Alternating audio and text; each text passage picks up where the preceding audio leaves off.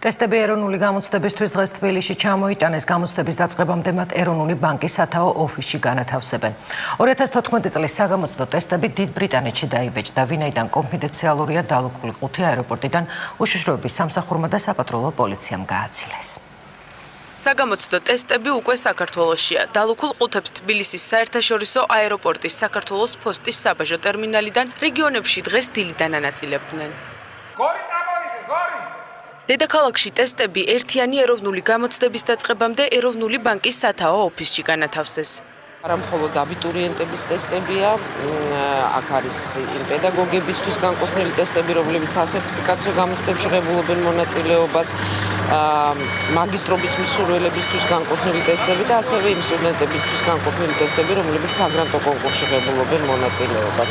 2014 წლის გამოცდებისთვის ტესტები კონფიდენციალური დოკუმენტაციის ბეჭდვაში აღიარებულმა ბრიტანულმა კომპანია სტივენ ოსტინმა დაბეჭდა. გამოცდების ეროვნული ცენტრის დირექტორის თქმით, წინა წლებთან შედარებით ტესტები არ გართულებულა.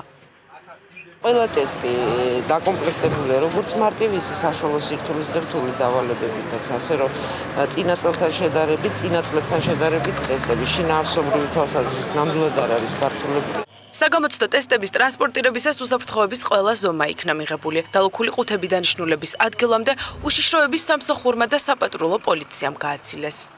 ტესტების უსაფრთხოებას იცავს საპატრულო პოლიცია და რეგიონებში, საგამოცდო ქალაქებში ინახება პოლიციის განყოფილების საცავებში. საცავებიდან იქნება ყოველ დღე მივიტანთ ტესტებს საგამოცდო ცენტრებში. და უშუალოდ მოსწავლეების წინაშე აბიტურიენტების თვალწინ გაიხსნება პაკეტები, დალუქული პაკეტები. ერთიანი ეროვნული გამოცდები 26 ივნისს ქართული ენისა და ლიტერატურის გამოცდით დაიწყება და 16 ივლისს დასრულდება.